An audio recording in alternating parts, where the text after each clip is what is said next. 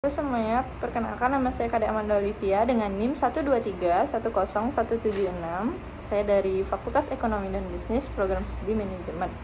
Sini saya akan menjelaskan mengenai EYD, yaitu ejaan yang disempurnakan. Nah, di sini pada zaman dahulu tersebut, sebelum adanya EYD, masyarakat Indonesia menggunakan cara penulisan yang lain daripada cara yang digunakan pada saat ini. Itulah sebabnya kita merasa aneh ketika membaca tulisan-tulisan zaman dulu, ketika zaman pra-kemerdekaan dan juga zaman awal kemerdekaan negara kita, Republik Indonesia. Itulah yang disebut dengan ejaan Van of Huijitsen yang berlaku kurang lebih dari tahun 1901 sampai dengan tahun 1947, serta sebagian lagi masih digunakan pada standar ejaan Republik alias ejaan Suwandi atau Suwandi yang berlaku sejak tahun 1947 sampai dengan tahun 1972. Nah, setelah tahun 1972, negara kita menggunakan standar ejaan yang disempurnakan, yaitu EYD, yang beberapa ada bentuk huruf ejaan lama pada bahasa Indonesia di masa lalu. Yang pertama itu ada ejaan huruf D dan DJ sama dengan J. Huruf J di masa lalu adalah DJ, sedangkan di masa sekarang DJ menjadi J. Jika pada masa kini nama kita adalah Joko, maka di masa lalu nama kita adalah The Joko. Contoh, The Jakarta menjadi Jakarta, The Jiwa menjadi Jiwa, The Jembatan menjadi Jembatan. Dan yang kedua, ada ejaan huruf J sama dengan Y. Huruf Y di masa lalu adalah J, sedangkan di masa sekarang J menjadi Y. Jika pada masa kini nama kita adalah Yanti, maka di masa lalu nama kita adalah Janti. Contoh yang lainnya itu seperti Yogyakarta menjadi Yogyakarta, Pepaja menjadi Pepaya, Jang menjadi Yang, Daja menjadi Daya. Dan yang ketiga itu ada ejaan huruf TJ sama dengan C. Huruf C di masa lalu adalah TJ, sedangkan di masa sekarang TJ menjadi C. Jika pada masa kini nama kita adalah Cahyono, maka di masa lalu nama kita adalah Tejahjono. Contohnya itu Tecinta atau Cinta, Tejina atau Cina, Pancasila atau Pancasila, Arja atau Arca. Dan yang keempat ada ejaan huruf OE sama dengan U. Huruf U di masa lalu adalah OE, sedangkan di masa sekarang OE menjadi U. Jika pada masa kini nama kita adalah Budi, maka di masa lalu nama kita adalah Goedi.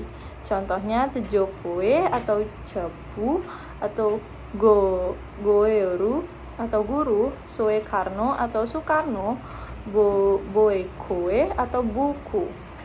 Dan yang kelima ada ejaan huruf NJ sama dengan NY.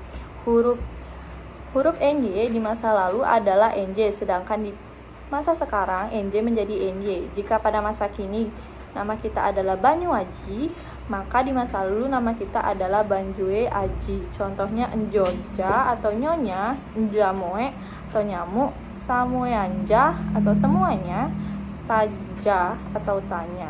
Yang keenam itu ada ejaan huruf SJ sama dengan SY. Huruf SY di masa lalu adalah SJ, sedangkan di masa sekarang SJ menjadi SY.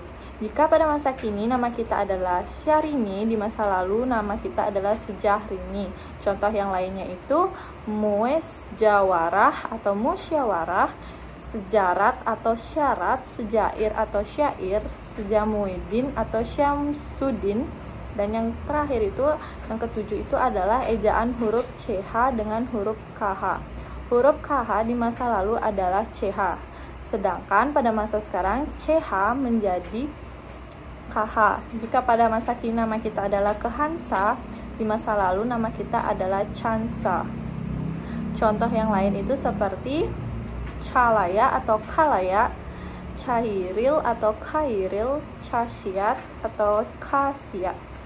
Dan masih banyak ada perubahan ejaan lainnya seperti pengulangan kata yang menggunakan angka seperti ragu-ragu menjadi ragu-ragu, penggunaan awalan kata untuk menunjukkan tempat seperti di rumah atau menjadi di rumah, penggunaan tanda seperti rajat menjadi rakyat dan lain-lainnya.